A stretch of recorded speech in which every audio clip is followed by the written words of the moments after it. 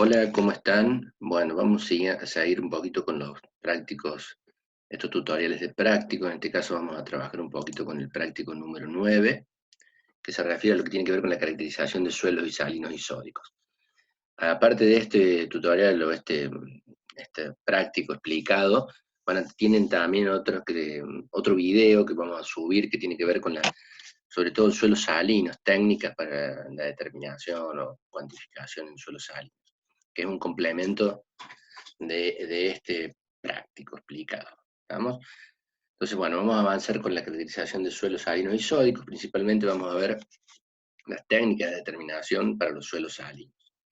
Las etapas a ir en general para caracterizar suelos afectados con sales son conocer los procesos y los factores que reúnen la afectación de las sales.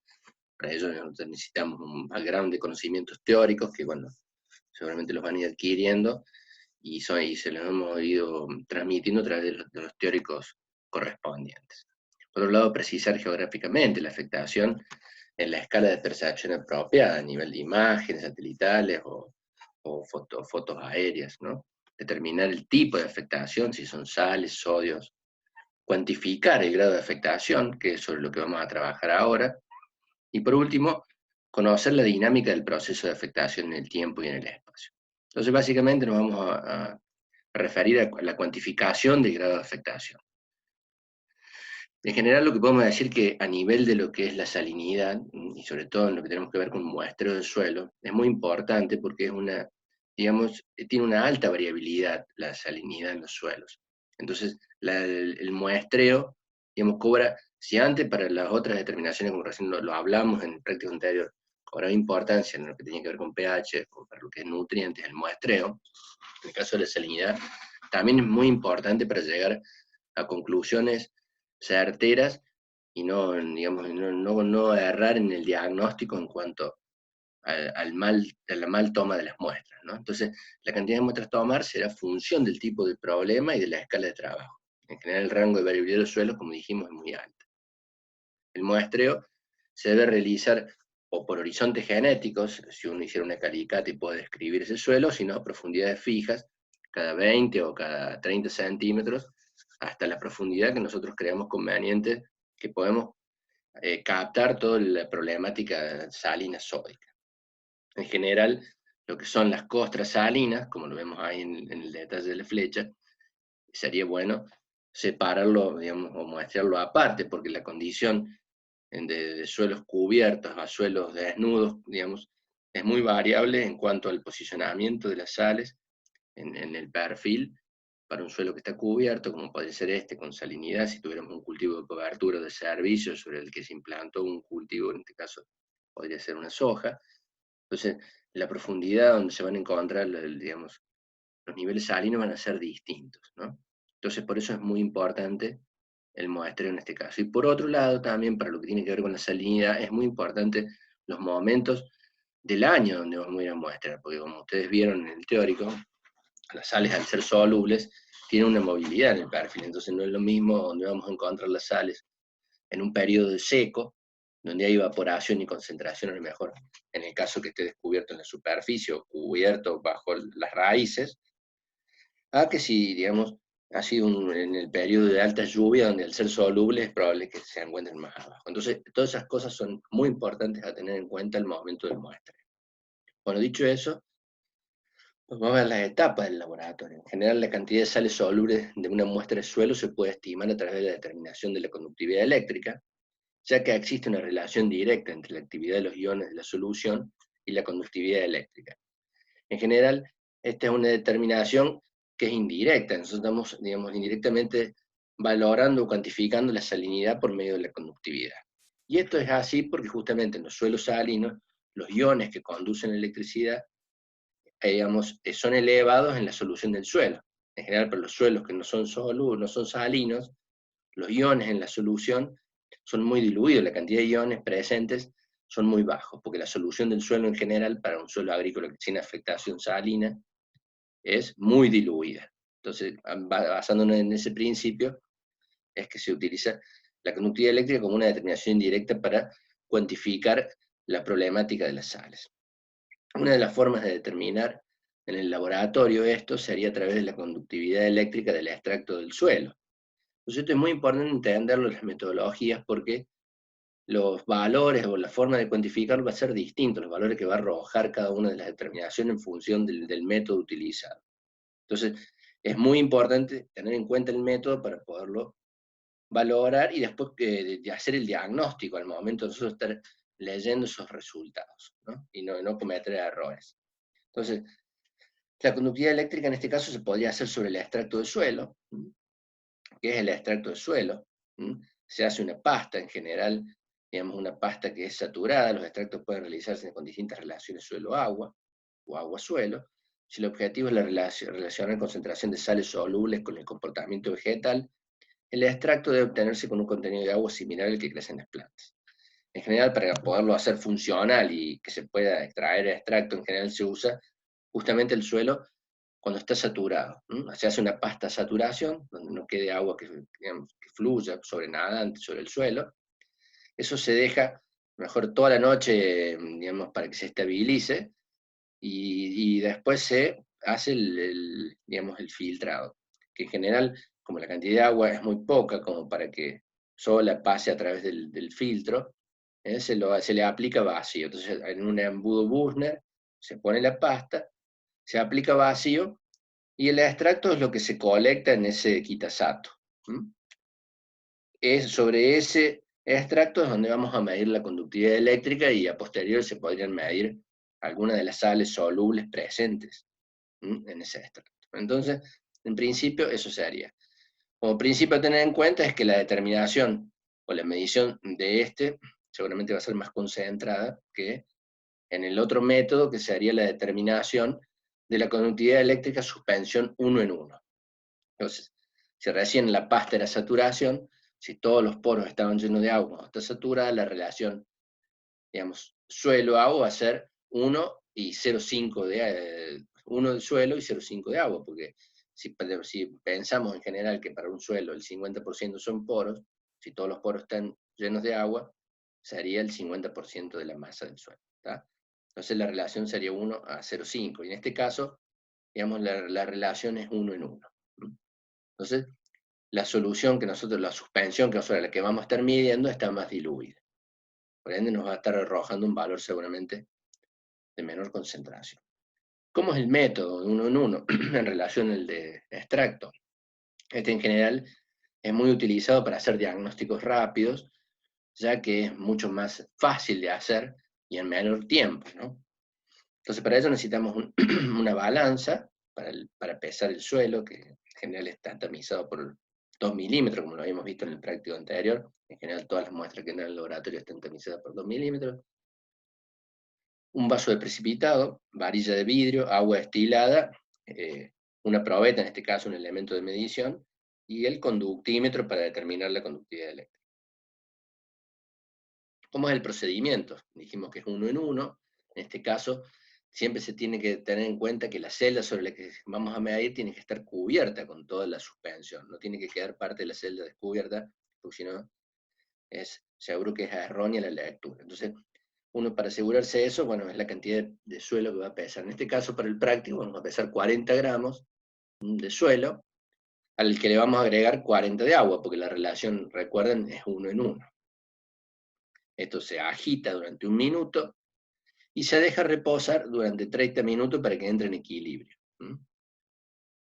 Entonces, se dejan 30 minutos, y antes de medir nuevamente, se vuelve a agitar. Es importante eso. ¿Cómo se mide? Y se mide en general con una celda conductimétrica, con un conductímetro. De estos hay distintos tipos, que son los de mesa o laboratorio, y hay algunos que son portables o de campo.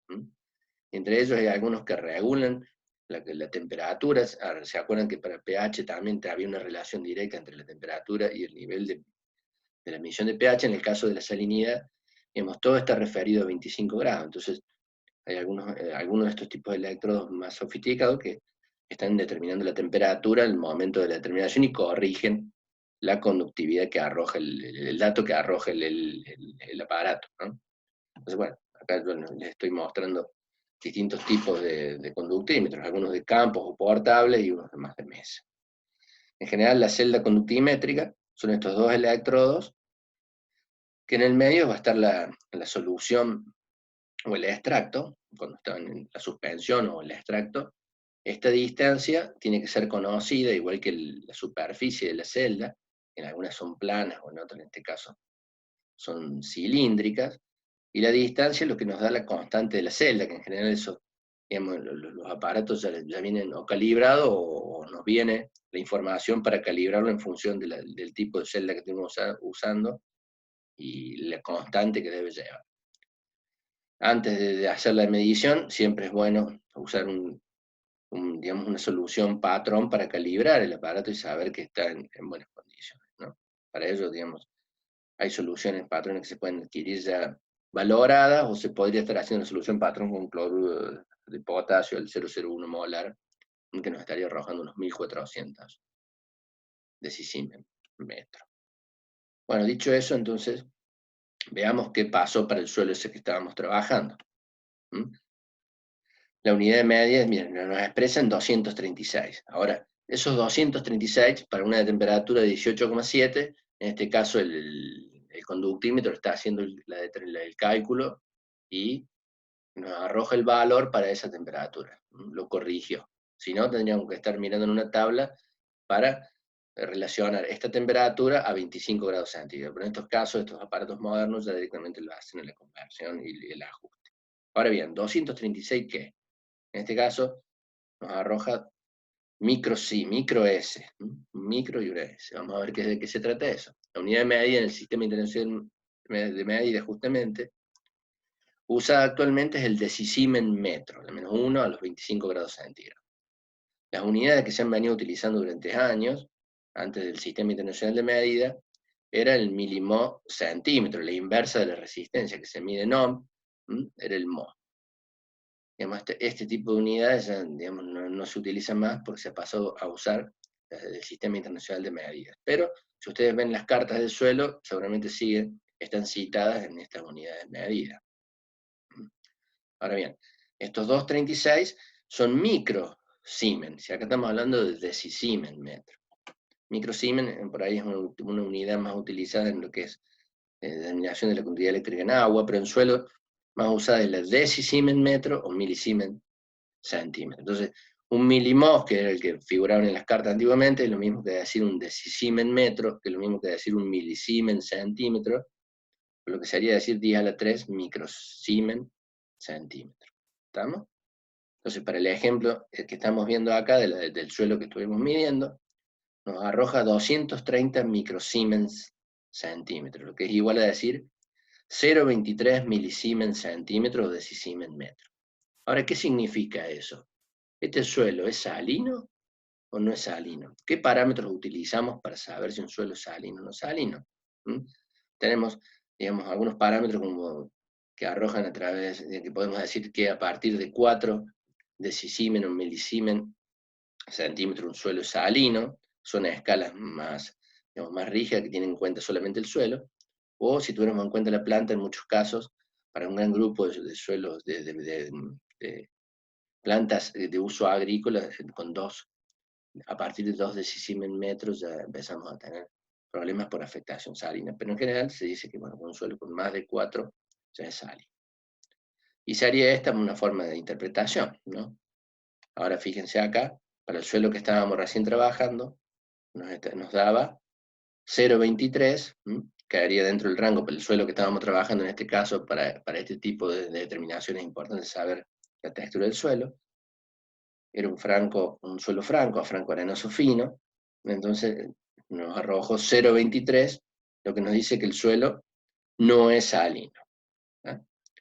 Ahora bien, es importante saber la metodología porque digamos, la forma de la valoración no es la misma. Fíjense que para este suelo medido en 1 en 1 daría 0,23. Ahora, si la expresión hubiera sido hecha en pasta, uno podría llevarlo, sería un valor más alto, porque es equivalente a 0,59 del extracto en pasta. Porque, como dijimos antes, al ser extraído el extracto en pasta con menos cantidad de agua, esa solución de extracción es más concentrada en sales. Entonces seguramente va a estar arrojando valores más altos. Entonces es importante saber el laboratorio qué metodología utilizó, porque si no la interpretación podría ser errónea, podría haber estado medido en uno, y nosotros estamos interpretando en pasta, y decimos este suelo tiene muy bajo nivel de sales, y seguramente era un poco más alto. Entonces es muy importante conocer la metodología para poder entender lo que está pasando. Y si no, veamos acá en el caso de los cultivos. Podríamos haber dicho, fíjense acá, para el trigo, para un extracto en pasta, la salinidad a partir de la cual el cultivo se ve afectado es 6. En este caso está expresado en decisimen o milimol, como ustedes lo quieran, a partir de 6 decisimen metro, pero si lo hubiéramos medido en uno, la expresión hubiera sido 3,4, la valoración a 4,3 decisimen. Si no entendemos bien con qué metodología la midieron en el laboratorio, cuando nos expresan los resultados, podemos llegar a valores erróneos. Si nosotros nos creemos que estuvo medido en pasta y vemos estos valores de 3,4, a lo mejor seguramente si lo expresamos en extracto o lo referenciamos en extracto serían 6, estaría en el límite a partir del cual el trigo empezaría a perder rendimiento.